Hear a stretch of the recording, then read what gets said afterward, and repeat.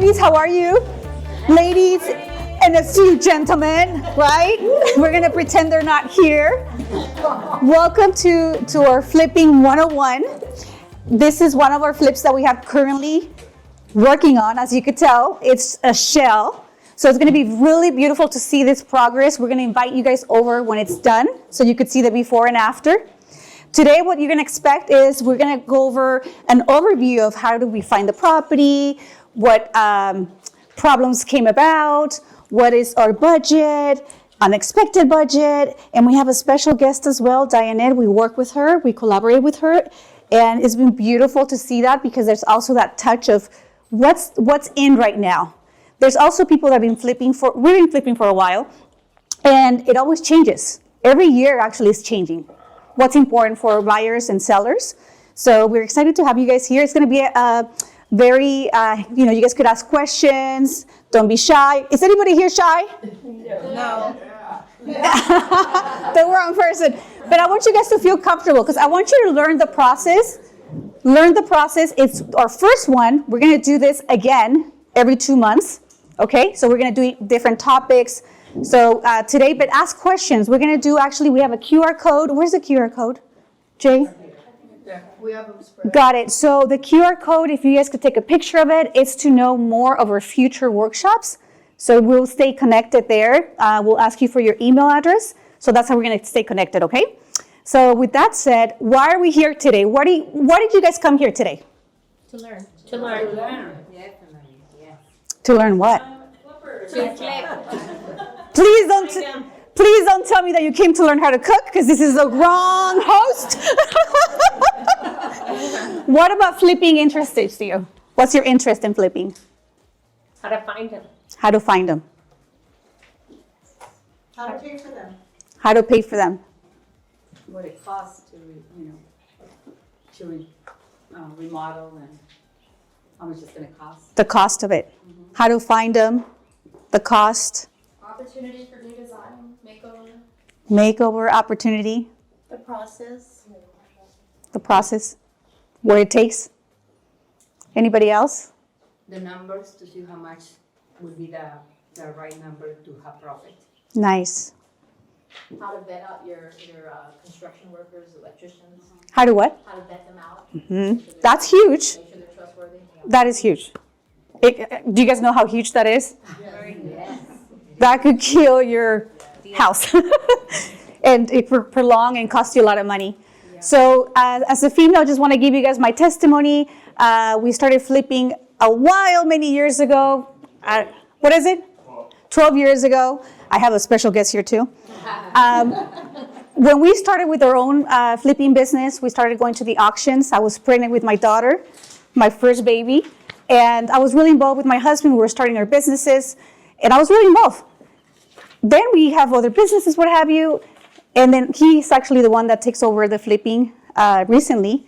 But I had this passion of, I really love that. I miss that. I went to one of the houses in Pomona, and to see that, someone just left the house, it was really sad, right? You see people that just either are going through emotional, mental stuff, or financially, and you see this house, it just looks sad from the outside. You go on the inside and it's sad. So actually we make profits, right? But you're also making house pretty one at a time. It is something beautiful about that too. So imagine to do that. And also as a woman, I'm gonna tell you guys, this is empowerment, right? Yes. So I said, you know what, girlfriend, get it together. I need to be in the game. Not just my husband, he's right here. It's always good to know, you never know, right? How about if your husband gets sick? I'm not sure if we have single ladies here, but we have to, own it. And there's people here, how many people are here in real estate? Raise your hand. How many people here are not in real estate? Raise your hand. Yay! Welcome, because it's also an opportunity for additional income. Also to help people. There's people that really don't want to put their house on the MLS. They're embarrassed. So this is a way of helping them. You could offer them different options as well, for them to feel in control. So that's what we're going to go over today. Are you guys excited? Yes. Oh, yeah. So with that said, I'm going to invite my husband, Mr. Christian Fuentes. Let's give it up to him. Woo! Yes, go ahead. I won't say much. No, say it. I want to know what you're going to say. No, nothing. Go ahead. Cool. Yeah. After you text me. Yeah. So, how you guys doing? Great. Good. So I just came from a Real Estate in Ties event. We have our own groups, Real Estate in Ties, all men, and I know Real Estate in Heels is supposed to be all women, but today I'm here. Yes. He feels a little uncomfortable, I could tell. He's like, oh, shoot, a bunch of girls. I was making fun of my wife. I'm like, oh, now you need me, right? Just for a bit. Do you have a question? No, I love that you're supporting when you're wearing your pink shirt. Yes. That was for my wife. So, anyways, guys, so look, Jeannette invited me to come over and speak to you guys about flipping. Like Jeannette said, we're flipping. Actually, it's been longer, and we started 2000. We got married in 2008. Okay, we started flipping 2 years later. When we got married, we're broke, like broke as a skunk. That's another story. Eventually, we were able to build some capital, and 2010 is the first time we got into flipping. We started with trusted sales, with buying houses at the auctions. That's how we got started. Yes, she used to come pregnant at the auctions and kind of see what was going on. And now, fast forward, we've done over 400 flips. So we've done a lot of flips. I train and I mentor many people that are flipping now. And today, guys, we thought it would be a good idea to have this meeting here. This is an actual current flip that we're If you working kind on of get now. right here, I feel like that's the best. It is a flip that, as you can tell, doesn't need a lot of work. A lot of work, right?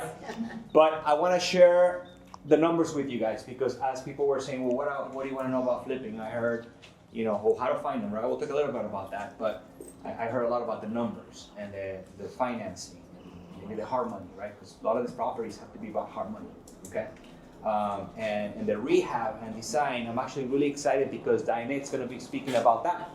Design and staging and the rehab process. So you guys gonna get a lot, but just so you know, I mean, we don't have a lot of time to share so much information. So we got about an hour with you guys today. And we'll do the workshops Yeah, coming and if up. you want to know more, we will sell you something for $9,999. I'm kidding.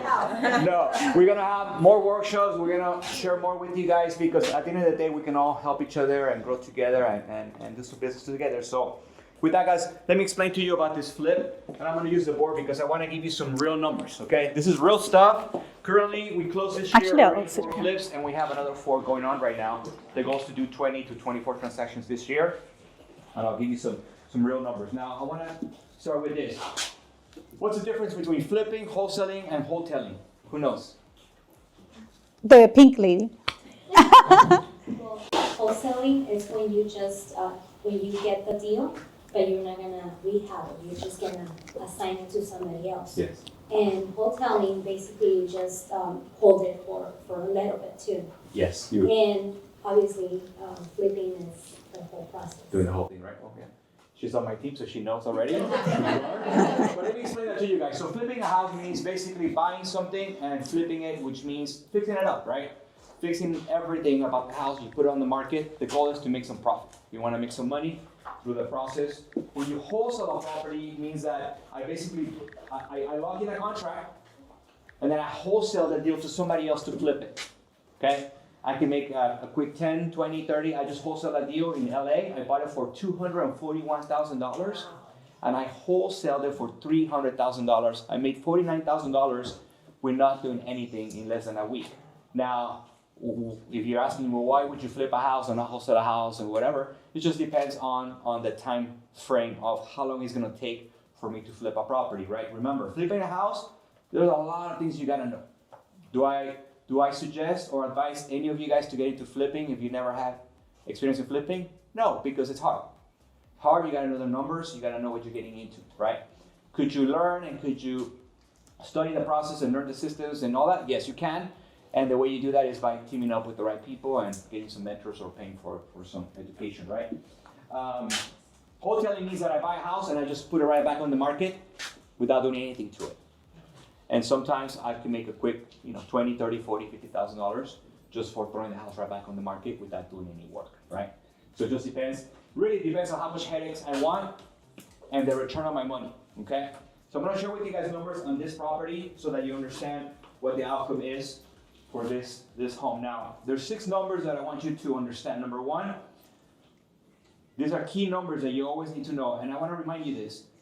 Flipping is all it is, and investing is all math.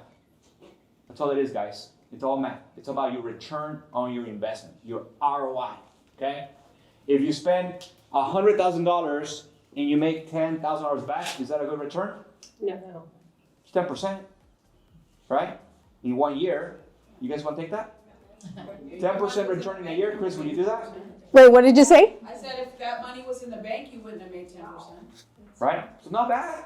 10% return is not bad. It's a matter of Now, perspective. what if you make Yeah. 10% in 3 months?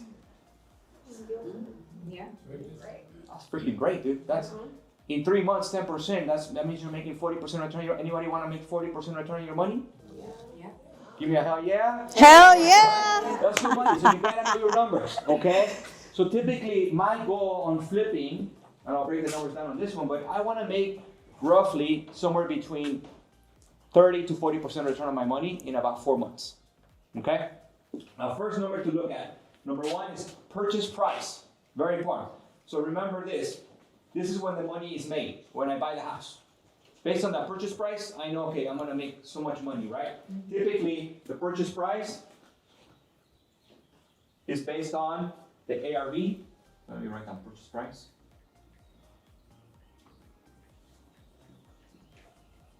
My purchase price is based on 70% of ARV. What does it stand for, ARV? After rehab value, right? That means that I'm buying a house, 70% of ARV, that's my goal. That's what I'm looking to buy, up to 75%. So let's take this property, right? And whoever has a calculator, he can help me out. This ARV on this house, most likely after we're done, we're looking at about 125. That's my ARV, right? That's fixed up, really nice, top of the line design, HGTV ready, right? That's why I brought in Diannette to do that. What's 70% of ARV? Anybody got a calculator? 875,000. 875,000. Okay. Most of the time, this deal at 70% ARV is a winner, right? I can go as high as 75%, even 80%. Again, it's all depending on how much rehab, how much money I have to put into the property. That's a very important number, which I'll go over in a second, right? What's 75% of 1.25? Anybody can help me? It's 75% of 1.25. it's 937,500. Just to give you an idea, right? I could have sometimes go as high as that. Now this house, to give you the story, this house was a marijuana growing house, okay? It was a grow house. So if you're wondering, why does it look like this? Why is it all open like this? So this house, when I found it, it was on MLS, someone I knew, okay? I saw it come up right away. I hit him up and I said, hey, I want to buy it. And we were able to put a deal together. The reason that it's like this is because once you have a house that is being growing weed, you have to, well, first of all, the city found out about it, so they red tagged the house. Why did they red tag it? Is because the whole house is contaminated, fumes and stuff, right? Growth houses, they're running electrical illegally, and they do all kinds of crazy wiring, and they have plants everywhere, and they have foil, I guess, for like waterproofing, all kinds of stuff they do, right? So the city found out about it, so they red tagged it. So all the drywall had to come down, all the electrical had to be redone, all the what do you call it? Insulation had to be removed. AC ducts have to be removed. These are new ones. So basically, the whole house had to be stripped out. You had to do it through a company that does environmental cleaning, and it has to be approved by the city. So that's why you see the house looking like this. Same with floors have to be ripped out, carpet have to be ripped out, everything had to be ripped out. So in this house, guys, I bought it. My price was $860,000. That's why I bought it. Okay, this is the purchase price of this property. Second number, which I already went over, but I want to give you a little more detail on that. ARV after rehab value. Remember, And some of you guys are not in real estate. Make sure you work with an agent that knows the area, that knows numbers, right? My ARV is based on a house that's completely remodeled, top of the line design. So I'm gonna look at ARV of a house that's really nice, okay? You can't compare a really nice house to a house that is just okay, maybe 5, 10 years old that was remodeled. That's not a real ARV. I'm looking at ARV of a house that's comparable to this. Typically my houses do sell for more.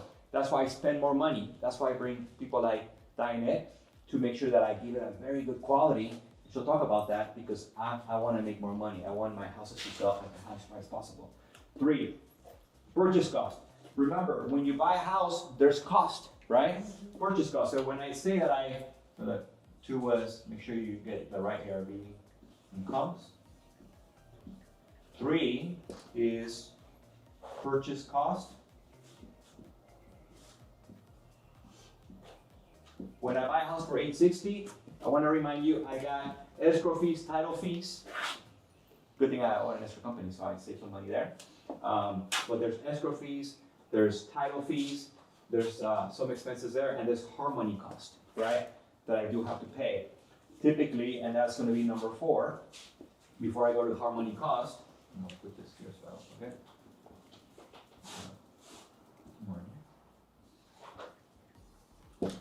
So typically on a house like this, you're spending about 1% of closing cost. Escrow fees, title fees, right? So there's about $8,000 there, or $8,600 if you think about it, of cost, right? What are the fees you have when you buy a house? For my realtor side. For the escrow fees, right? The next biggest one is hard money. Okay, let me give you a scenario. On this house, we put down 25%. Sorry, who's got a calculator? What's 25% of 860? 85%? Where are my lenders at? It's 731,000. 731,000? Are you Did sure? you say 25? No. 20%? What's Of how much? 860? What's 25% of 860? 250,000. Oh, 250. Okay, so look, we put down $250,000 to buy this house, right? That's our down payment, call it. Loan amount, I guess it's gonna be what? 645? 645. Damn, I'm good. Okay, so my loan, right? We have a 10% loan on this house, okay? Interest only, 10%. So 10% per easy math, right? At 12, so 6,000, 64,000 divided by 12. 50 what? 5,375. Yeah. Our monthly payment is 5,300, right? 375. I just round up. That's my monthly payment. Okay?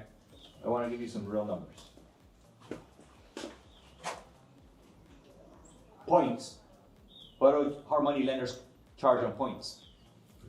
1 to 2 points. 1, 2 points, right? Just depending on the hard money lender. This one in particular, just so you know, I pay this because I have a lot of experience. Most of you guys might not get this deal. I pay either 0 points or 1%, so I'm paying at 1% points on this, okay? So, but yeah, this is because I have a lot of experience. Most lenders will not go that low, maybe 1.5 to 2, plus also I do a lot of volume, okay? So just know that could vary depending. What does that mean? 1% of 645.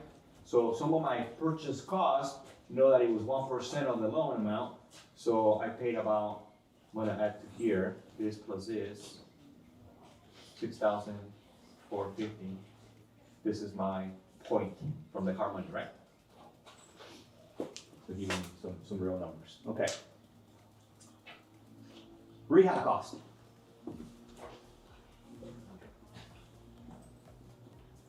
What do you guys think is gonna cost to fix this house up? Give me some numbers. 20, no, like 40. How much? No. 220? 90? 90? 150? 150? 160,000. 160? Can I go high? Anybody higher? Going once, 220 going twice. So, I'm spending about $140,000, $150,000 on this house. right? I know maybe some of you guys are going, oh, dude, so, because I know that because I've been doing this for a long time. Most of you guys will spend 200, maybe 240, right? But because I have contractors, been doing this for a long time, I have good relationships with my guys, I do save a lot of money on cost. I do sub a lot of the work to contractors, so I do save some money there. But let's say I'm spending about, on this one, about 150K, no, 150, let's just go 150, right? And then the last one, guys, and just so you know, real quick on rehab cost, again, I'm not going cheap, I'm going quality, I'm going nice design, and as soon as I finish the next one, we're gonna bring in Diannette to share about that. But my rehab cost, about 150,000, and then the last one is my selling cost, okay? Selling cost, what is that? Commissions, escrow fees, title, taxes, all that stuff, right? So this house, after all expenses, and I have an Excel sheet that we can share with you guys later. I know if we are gonna plan a Zoom, that I can actually show you more the numbers, real numbers, and we'll have a Zoom and you guys gonna scan that paper and we'll have your information, and then the next one will be a Zoom and I can break down the numbers on an Excel sheet. But after all these expenses, this house is gonna profit right around 150,000. This is my return. And because of the amount of work needed on this house, and because we have to go through the city for permits, which I don't always go through cities to get permits, and that's another story. I can show that later. But this one we do because it was red tag, the house. It's gonna take close to 6 months. But after paying car money costs, $5,500 a month for 6 months, you gotta do all those numbers, right? This is times 12. You guys could do some numbers later. My investment was $215 plus I'm gonna spend about $150,000. So I'm gonna be into this house for about $365,000, right? Plus car money, maybe another 35. Let's just say I'm cash on cash, I'm spending about 4K. This is my return on my investment, $150,000. Is that a good investment? Yes. Yes. What's $150,000 or $400,000? Chris, I know you have a mathematical brain. I mean, it's about 30%, right? 400. About 30% return on my money in 6 months. Okay? So flipping, guys, should bring you somewhere between 30, 40 to even 60% return on your money yearly. That's what we look to make. Okay? So to give you some real numbers. So that's the profit. Before I go to Diannette, any questions on this? Comments? No questions? Wow, I'm really good at explaining things. Yes. Yes. So the, a lot of loans, it seems like have no flipping clauses. Yeah. So you might be done in 4 months, but then you rent it or, you have to have, you have to expect this investment to be at least a year, right? No, yeah, so this is not a regular loan that I'm getting, it's a harmony loan. So they're more expensive. So, and that's why I mentioned, loans like this, it's a harmony loan. First of all, a lender will not lend a house like this, right? You have no kitchen, no bathrooms, it's got it. So you can only buy it cash through a harmony, okay? Okay, so what if the house is not this bad? Then you could possibly get a loan through a regular lender. But again, yeah, those loans are not really looking for flippers. They're looking for people to live in them owner occupied. And it's a different process, right? Okay, so a hard money loan is that it needs to be stripped down to studs? No. No. You could buy a harmony loan property on almost any property, it just has to fit the right numbers, figures, has to have the right equity. So let's say you're saying to a harmony lender, I want to buy this house, and your goal is to live in it, but I mean, the house is, a harmony is only going to lend you on a house that either you have a big down payment or you have to have an exit strategy, right? Because they want to get their money back within a year. These are not long-term lenders. The sooner the better in a sense, It's right? a year, 6 months, right, that you're getting the loan for. And they specifically work with flippers so that they know they're getting their money back and their return back, right? If you're going to go longer than that, if it's a rental, then you go through a different type of lender. Yeah. Or if anyone's interested, they could partner up with you. Yeah, Yeah, and we'll talk about that at the end. But yeah, I partner with people all the time, and if you find a deal tomorrow, you can partner with me, and there's a way that we can help you make some money, and we can work together. Yeah. How do you find your deals? So like this one, MLS, right? So I actually saw a guy posted on social media, and I was like, wow, that house looks cool. I hit him up. I knew the guy, and I let him represent me, and I said, hey, I want to buy it, and I actually locked it in for 910, which is a little high, and then I went back and I did a reduction, brought it down to 860, and it fit the numbers perfectly where I needed to be for me to make my return on my money. My goal, guys, I mean, look, everybody has a plan, right? Our goal is to do 20, 24 flips a year. We've done 8 already, so we're on track. We're actually ahead, and we make about 100,000 per flip. That's the goal. Okay. You guys can have your own goals, whatever you're trying to do, but you can make $1 million, $2 million, whatever amount is. We could do more if we wanted to, but I also want to have a good life, have a wife, have a kid. So it is a lot of work flipping. More than I could do it, but you have to have a team and a process and good contractors and peace of mind. So do you go high to get the deal and then you lower it? Sometimes I do. Sometimes that's the way I get my deals. I go high and then, but I don't go high and then always. They have to have a reason. So I'll bring in a roofer. I'll bring in a foundation specialist, right? Like there's a house that we just bought with Dora. She helped me get a house in El Monte, and the property had foundation issues. So I was buying it for $550. Then we found out the foundation was completely tore up. It was going to be $80,000 just to fix this foundation. Wow. Plus, found out that the retaining wall on the left side of the house had to be redone. It was not built to code. The city was requiring for that wall that had to be also repaired. So that's $40,000. So here I'm at $550, right? Remember? $550, and I'm like, dude, sorry, I can't buy it anymore. There's another almost, $140,000 worth of work needed on top of the whole remodel. So I went back and I said, never mind, and we were able to get a reduction, bought it for $420. Now there's more room, and I can make profit, right? So do you hire a home inspection company or you hire Yeah, actual? so every time I buy a house, I always bring an inspection company. I always bring a roofer. Most of the time I bring a foundation specialist. If there's mold, I test for mold, because I want to make sure what I have to do to be able to sell it to the next buyer. All our properties, we do top of the line work. We don't cut corners, we don't hide things, we make sure we do everything the right way. And you don't want to do that. If you get into flipping, I know some flippers, they see mold, floor rust, and they paint over it. You can't do that, okay? You gotta do it right. You gotta take care of it. You gotta remediate that stuff. So What happens if you do that? Just spray it? Picture. you probably get sued later, because what's gonna happen is you're gonna paint over it, you won't see it, and then give it a 3-4 months and it's gonna start coming out. And or if maybe Not ethical. the kids start playing with whatever, and then or maybe you paint later on, or you bring a contractor to do some work and they go, oh my god, this whole wall there's mold inside and it's been there for years, then guess what? You get sued. They will sue you. So you can't hide stuff. Yes. So this one is going to take 6 months, but what's your typical time frame? 3 or 4 months. That's like 4. the plan. The flipping plan, most houses, is 3 or 4 months. This is a bigger remodel, and because we have to go through city and code enforcement, it's taking a little longer. Right now, we're about to, actually, we just got all the permits approved. So next week, we're starting full on. So we'll be done, the way you see it now, we'll be done in less than 45 days. How long does it take to get the permits? 6 weeks typically. Could be faster in some cities, some longer with other cities. That's something you just never know. Every city is different. You also have to have a good contractor. You have to be on top of things. You have to know what you're doing.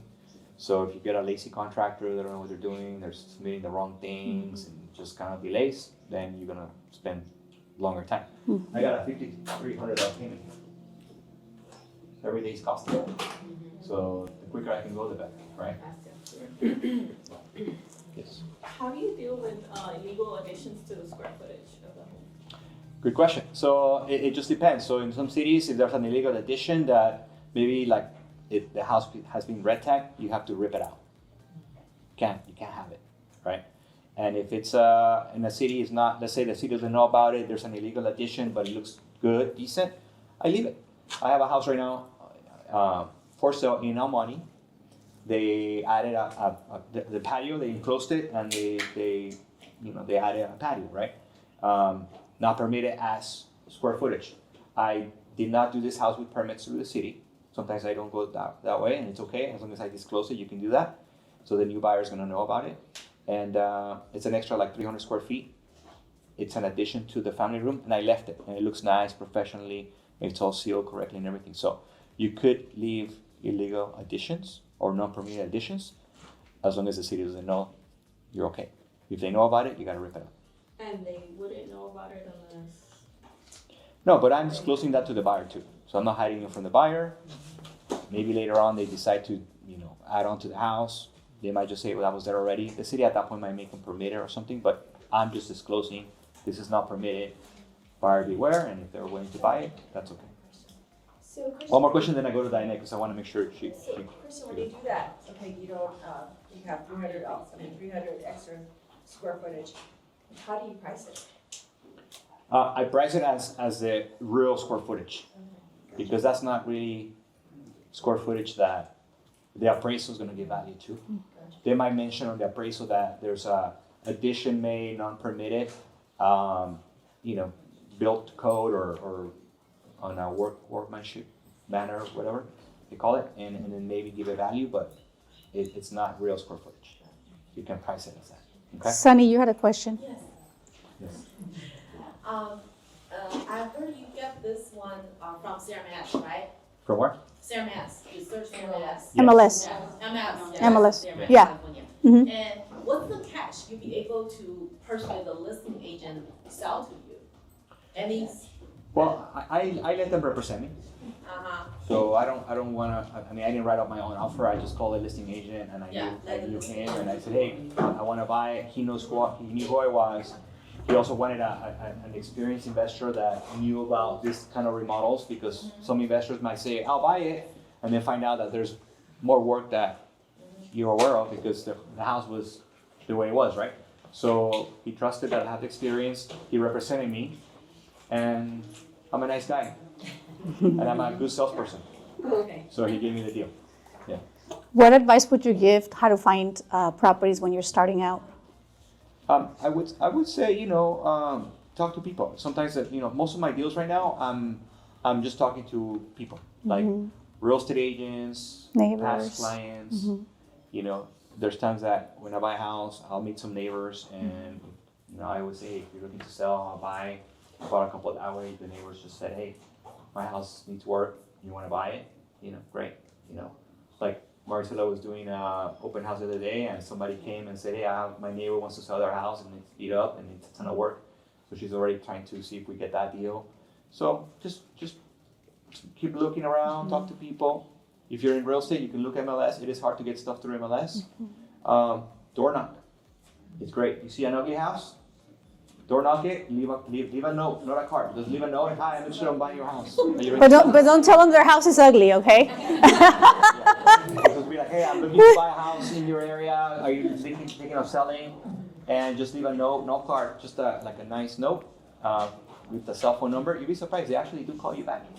Yeah. What if the person's actually there and you have a conversation with them and you tell them, yeah, I'm interested in buying your house, but then you wouldn't leave a card or you wouldn't tell them who you are? No, I would not. See, I don't approach people as a realtor. Okay. I approach them as I want to buy a house. So if I do knock on the door and they open, I'll just say, hi, I'm looking to buy a house in your neighborhood. Would you be interested on selling? No commission, as is, fast sell, cash buyer. And they're going to say yes or no, right? If they say yes, then what's your price? If it's this scenario and they go, well, I want $1 million, no way, right? If they say I want $950, okay, I'm close. Let's talk. And then maybe I give an offer for $900. And maybe I do inspections and maybe I drop it or maybe I buy it. Maybe it's not that bad. So we negotiate, right? I want to bring Diannette down. Yes, back, yes. And then Can you sit down here? We'll have Maybe some more Q&A at the end. before I bring Diannette, I think this is the best spot. I'll give you this spot when you come in because there's people in the stairs and stuff like that. So if you could stay in this area, Mr. Fuentes, I'll stay right here as the host, right? So I would like to welcome Diannette. It's a pleasure to work with her. We know her for many years now, and she has a lot of experience. And let's give her a nice welcome. Welcome, Diannette. Thank you for being here. Thank you. Thank you. I'm gonna sit down because I should have wore some boots or something. Right? Some flats. Do we have time for a quick story? Yeah, yes, we have time for stories. I'm so honored to be here and to be able to share my experience in interior design and flipping. Just a quick story of how I met Christian and Jeannette. So I met them actually in 2017. It's been about 8 years. And I started my business in 2017. It was a staging business. And Christian and Jeannette invited me to come stage a project for HGTV. So I staged that project, and shortly after, I get a phone call from an executive producer. And he asked me if I'd be interested in being a design producer for Flipping 101 with Tariq El Moussa. I did not feel qualified or experienced. And I knew that God would qualify me when I felt disqualified. Amen. And there may be some of you here today that feel like maybe you don't have the resources or the finances to be able to flip. But I think it's so important, the power of partnership.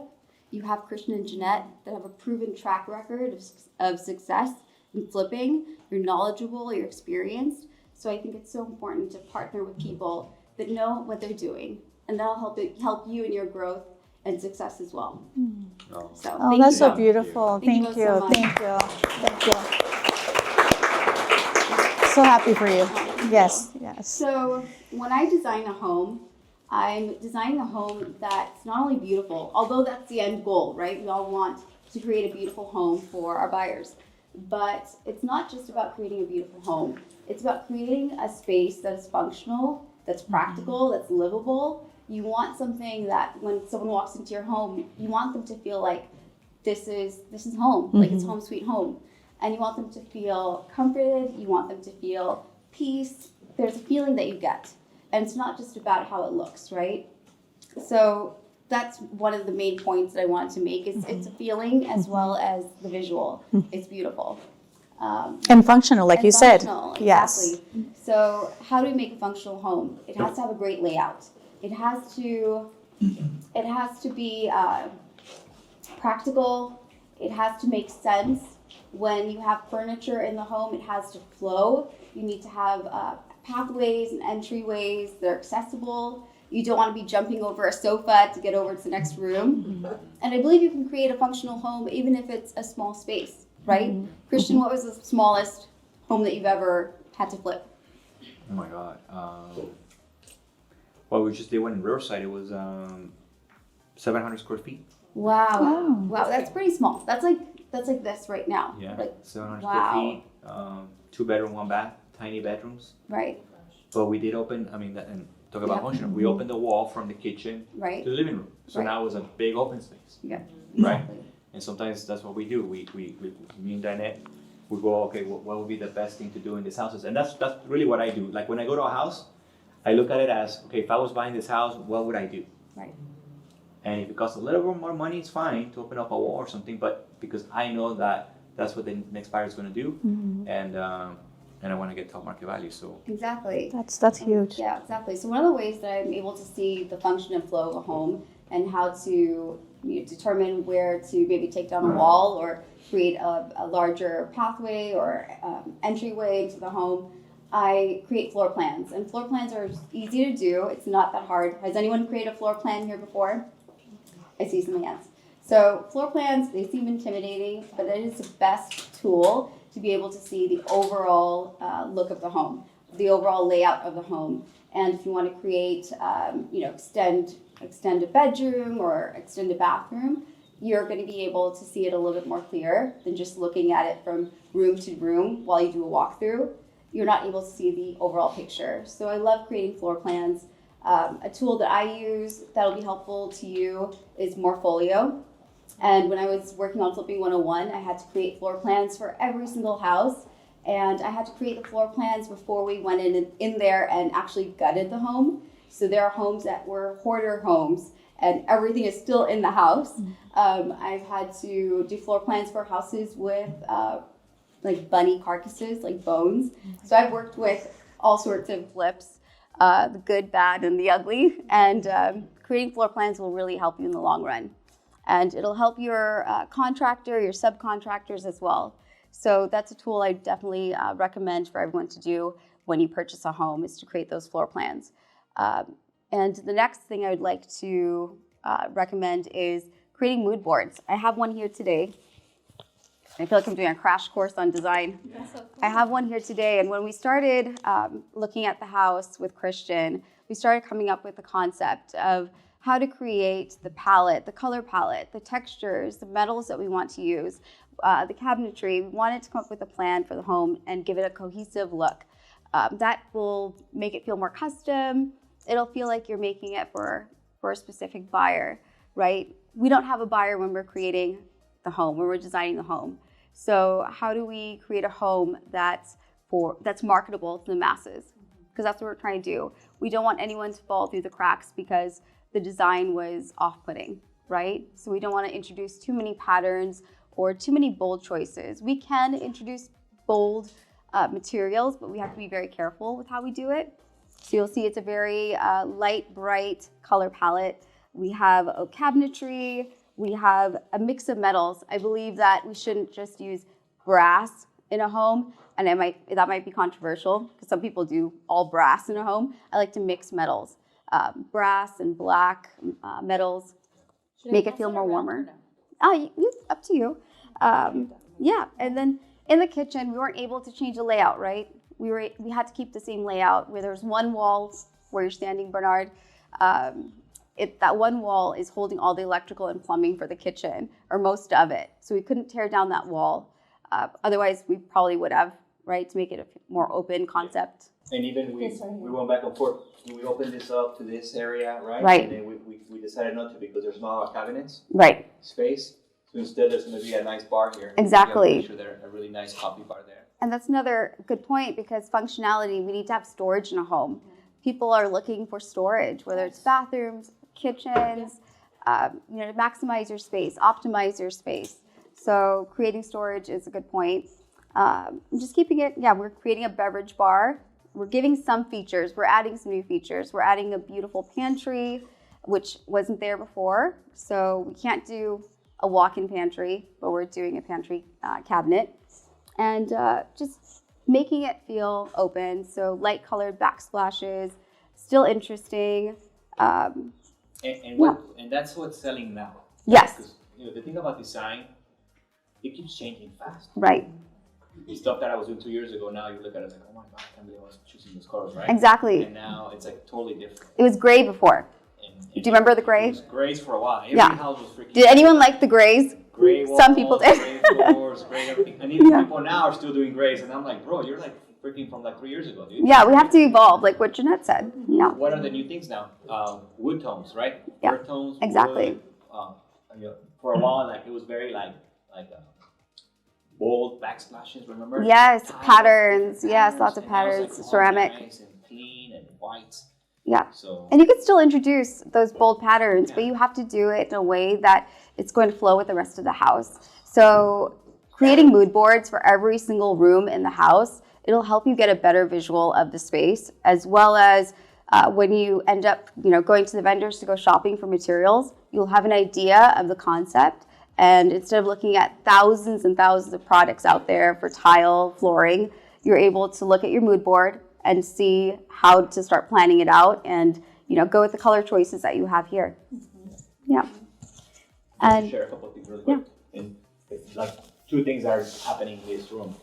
We are putting French doors here instead of a window. Why? Is because to me, if you're hanging out here and you have a formal dining room, it'll be nice to go right outside to the backyard. Got a beautiful view, right? So we're adding a French door. There's an AC unit right here that is going to be moved to the other side of the house. So there's things like that we do have to do. My contractor already put it there, and I have told them not to put it there. Uh-oh. And then guess what? They put the new AC unit, and they put it right there, so now I have to do it. And then Diannette's idea, she said, why don't we add a fireplace here? Guess what? There's a fireplace going in right there on that wall. Imagine how beautiful it's going to look with a really nice mantle. I don't know if you have pictures of that, but that's going to be beautiful. And then she's going to be able to see that. So just a couple of things that I know. Right. We couldn't change too much of the layout. Oh, sorry. Was there a question? It is an electrical fireplace. Yeah, we had to make it convenient. We did want a focal point in this room. We couldn't change too much of the layout. So we wanted some features that would, update the room and kind of make it feel more custom. So we're adding a electrical fireplace there.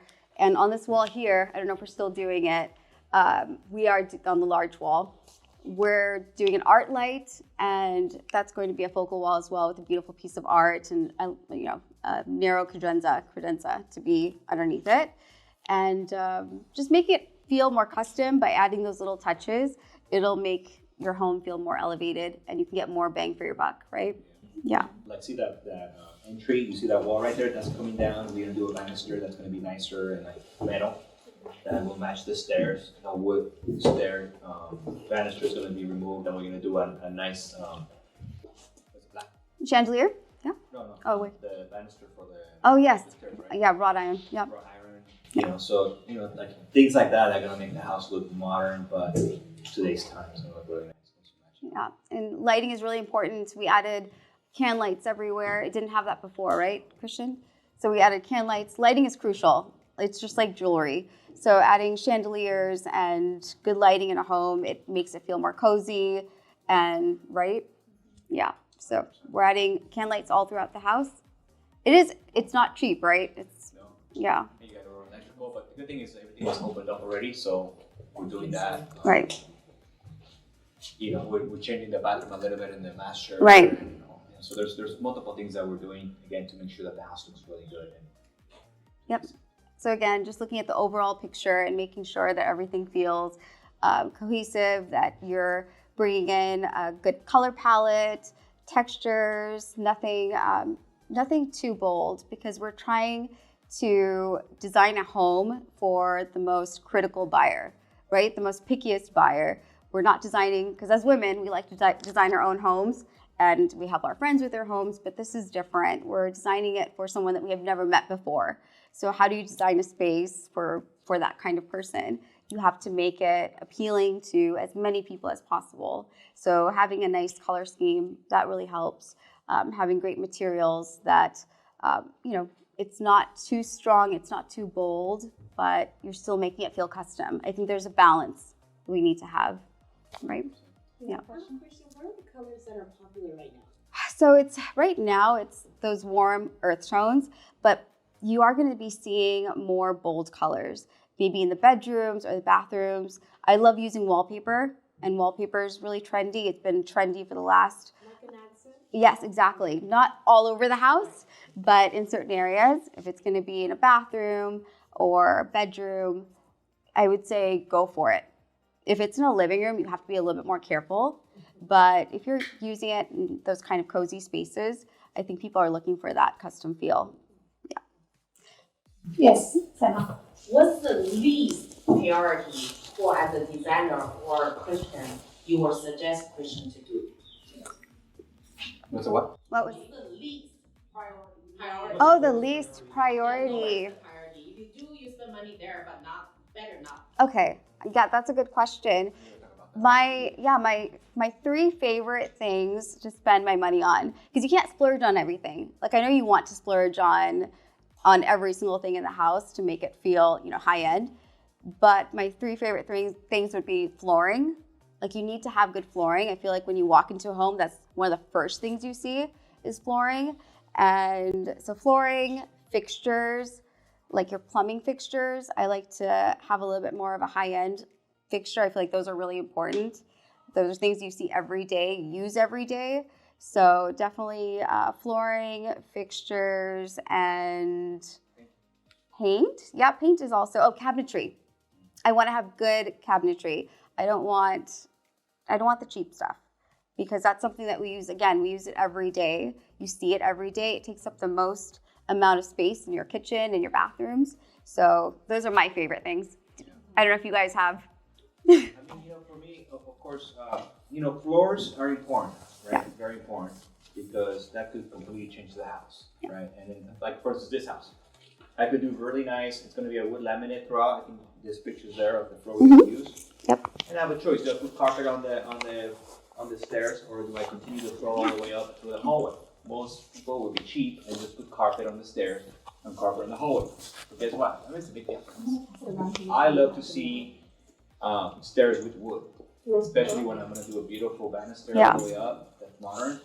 So then I'm gonna still spend, I will spend that money to run it all the way up, right?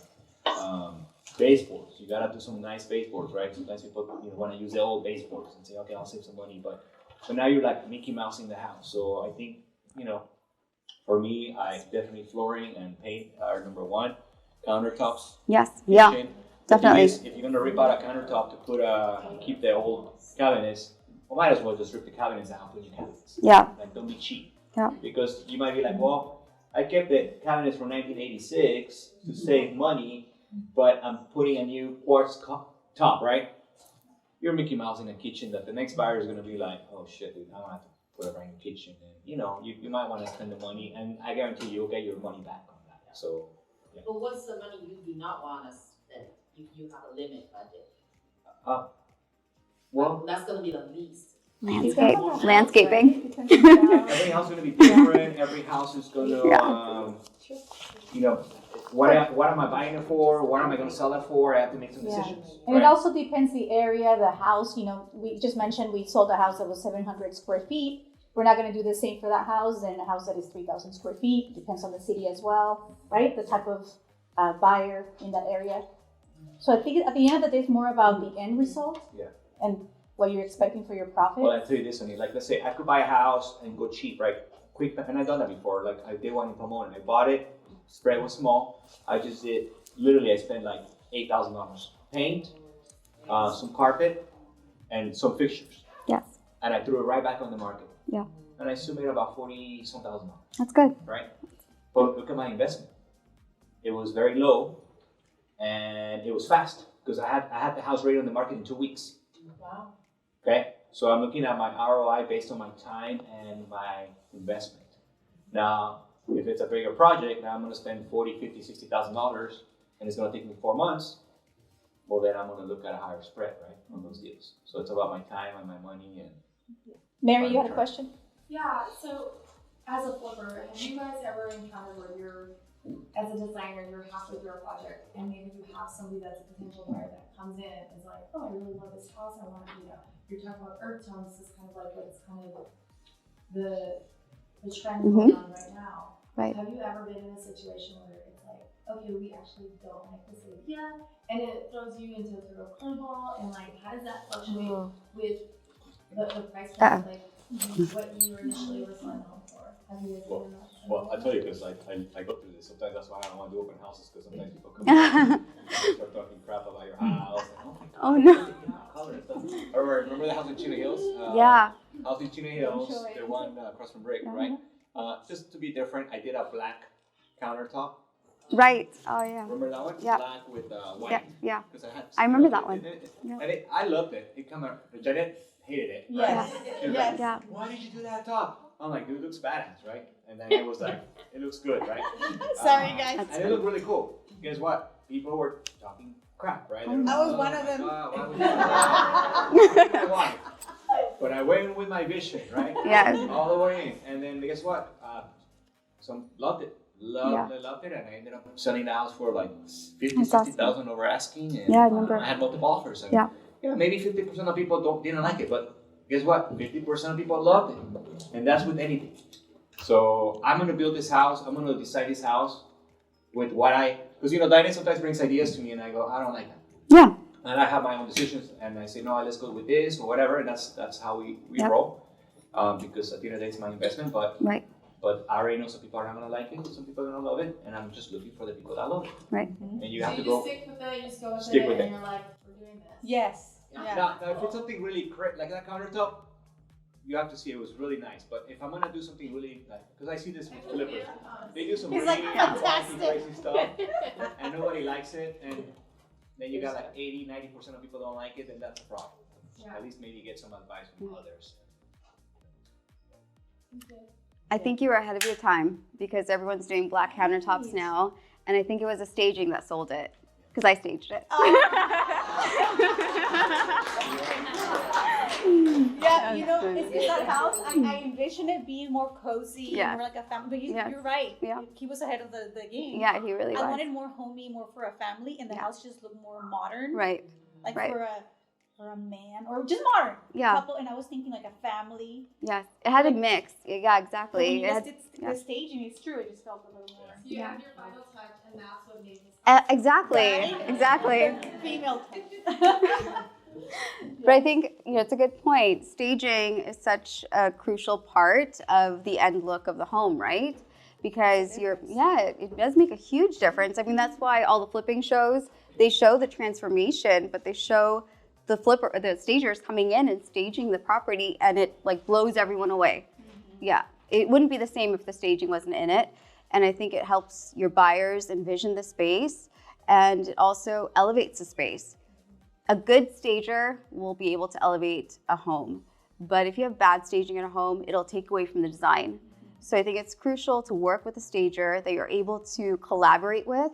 And I think mood boards are another great tool to show the stager, like the colors that you're using, your overall idea for the home. And they'll be able to work with you on the colors and curating the different furniture and accessories, and you'll be able to be a part of that too. So making sure that you have a great stager, your staging is on point, that's gonna help you get top dollar. 100%. Yeah. Yes. In your mood board, I didn't see your color for the walls and stuff. It's somewhere here. I think it's on one of those over there. Okay. Oh, okay. Yes.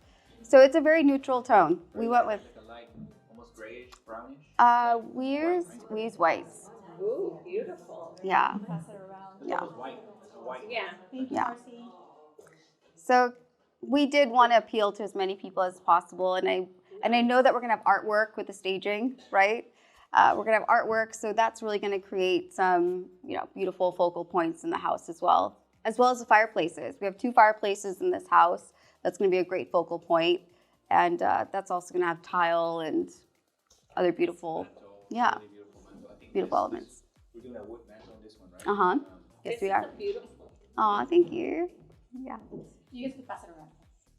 Uh-oh, Christian, you have to stick to it now. No budget changes. Sticking with that. Yes. And that's another thing. Like I remember this fireplace. Diannette came up with a really good concept. I'm like, I think we're good. Like, let's go with this. Like, I went with something less expensive, but still gonna look beautiful. It will. And I know, like for me, it's always about, because I do this with sellers too. Like, I go to list houses and they go, "What should I do?" And I always think of like remodeling with the budget, right? Like sometimes, let's say a fireplace. I just did this in a house in Montclair. Beautiful fireplace but it's brick. Brick is outdated. We painted it white, really nice, beautiful white, and we put a really nice square mantle, wood tone that matches the floors, and it looks amazing. Beautiful. Yeah. It looks beautiful. We did the same thing in the Chino Hills house. Yeah. And other option could have been, I could have taken the fireplace and put tile over it, or put what's the other stone that people like? Marble and porcelain. Spend 10 grand, right? For the fireplace. Not necessary. And it looks beautiful. So there's things that you don't have to do that don't make sense, and some things that you should probably spend money on that will make more sense.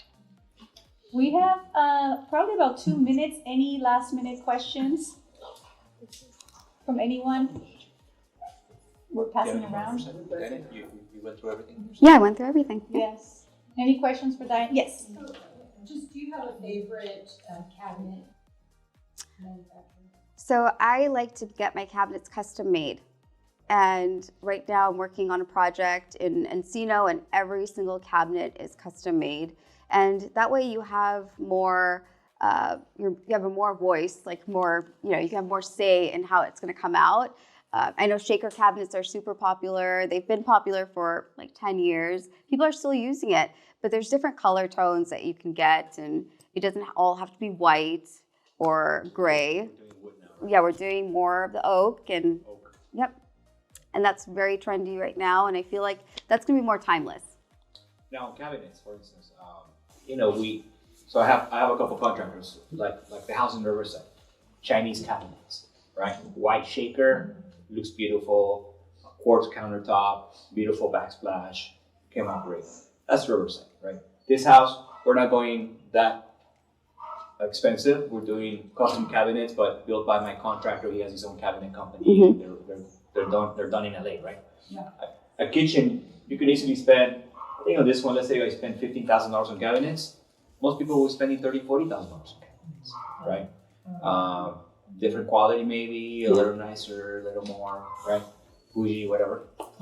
But I'm not looking for that. I'm looking for medium, upper quality. I'm not going high, I'm not going low either, right?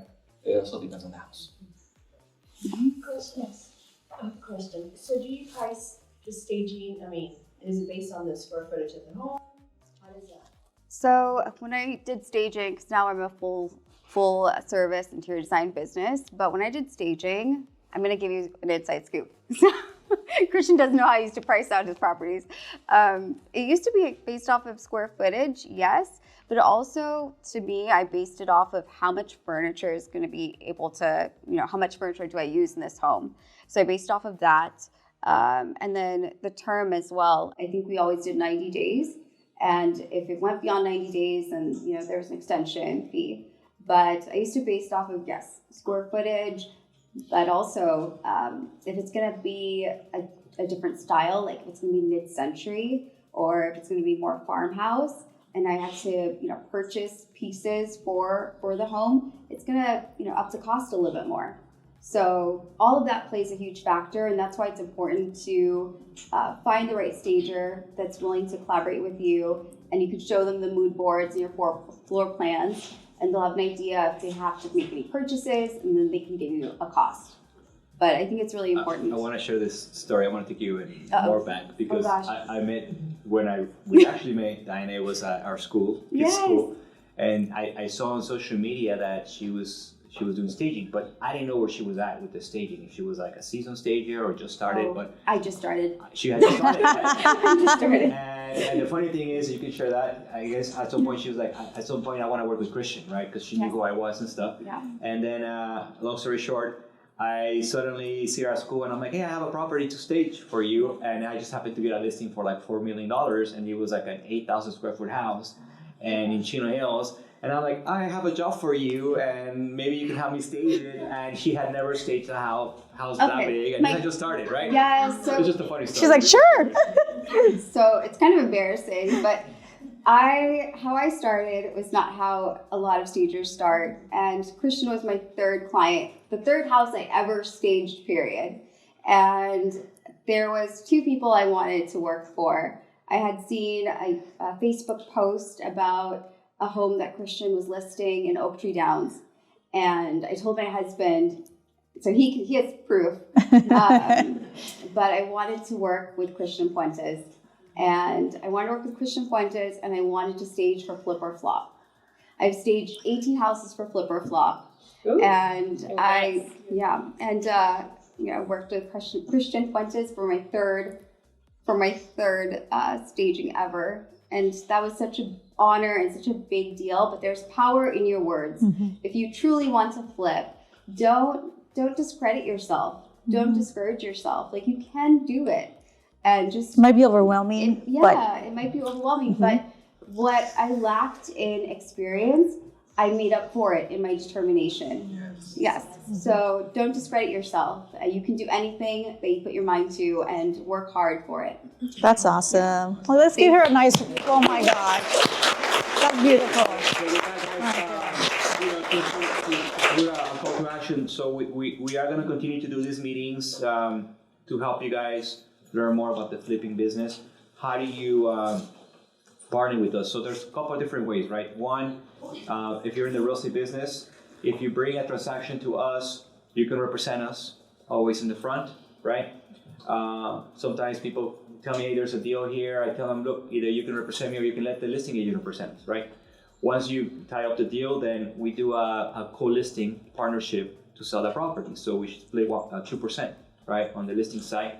And then you do get 10% on the equity of the profit. So if you're saying, well, I don't have any money, but I can find some deals, you can make money. I just had the deal I did in Upland. She ended up making close to $30,000. By finding the deal? Finding the deal, she represented me in the front. She got a co-listing, and then she's making 10% of the profit. So close to $30,000 for bringing me a deal, right? If you have money, you can also partner with money. And that's a different story for... Different story. Yeah. So like I have a deal in Montclair right now. My partner came in with $50,000 and making 25% return on the profit, and they're gonna come out with, I don't know, maybe $35,000 from putting $50,000. So that's almost 80-70% return on your money, right? Can you get that in the bank? No. So there's that option, right? Other options, you find a deal and maybe you're not in real estate or whatever. You can wholesale the deal to me. Like, I get people all the time, hey, I have a deal. Can you give me a finder's fee, $10,000, $20,000? It doesn't matter, guys. At the end of the day, it's about numbers. If the numbers make sense, we can make it work. I have a lot of experience, so at some point I jump in there, I help put the deal together, you get paid, we agree on numbers, and everybody's happy. You learn from the process. So the people that are flipping with me now, you just know that there's been a lot of people in our company that are flipping now that partner with me in the first 4, 5, 6, 10 flips we did together, and now they're making a lot of money. They're very successful. So you're gonna learn the process, you're gonna learn the rehab, you're gonna learn the struggle, the good, the bad, and the ugly, right? And you're gonna see the end result. The next thing we're gonna do with this, if somebody's interested to get more involved, we'll have a Zoom. Yes. And I'll spend more time explaining numbers with you guys. This is by invite only. So before I was doing like trainings every month, but now I wanna only work with people that are serious. And you don't have to be in our office. You could just. And you don't have to be in real estate either. You don't have to be in real estate. But I'll go deeper on training you guys on numbers and how to find deals and the message you got to put out there and what to look for, all that. So we'll spend more time there. And then, I know as this, starts being remodeled at some point, and that could be a fun thing, we'll do a training here so you guys see the before and after, right? Okay. So all you guys, if you're here today, take some video content, do a video, say, hey, look at this house, check it out. Because even me posting flips, I get flips from that. That's true. And your message should be, hey, I'm looking for more deals. We are looking for more deals. If you know anybody looking to sell, beat up house like this, that looks like crap, let us know and we want to buy it, right? You'd be surprised. I get stuff from social media all the time. So do a video here as is, and then as it gets remodeled, then do an after. People love those videos, before and after, right? I am on social media a lot, so you guys can follow me on Instagram, Jeannette Fuentes RTP. I'm actually going to put a video today of the house in Montclair that we're doing now. I have a before and after video. But send us your information, we'll add you to our list, and then we'll plan a Zoom, and then we'll continue to do one. Because I think the QR code, do you guys see it? Is it there in the wall? Where's Jade? Yeah? So you guys could take a picture. So again, it's for the Zoom. Whoever's really interested, we're going to take, details. That's what's going to be on Zoom. You could be in your computer. We could share our screen. It will be for that. And then we'll send you guys an invite to come see this house when it's all done. Okay? So with that said, anything else? Are we all good? We're good. Anything? We're good? Just want to say thank you, Diannette. She's going to be here. Yes. So we're going to do more sessions together. So if you're interested, just let us know and give us your info. We'll stay connected.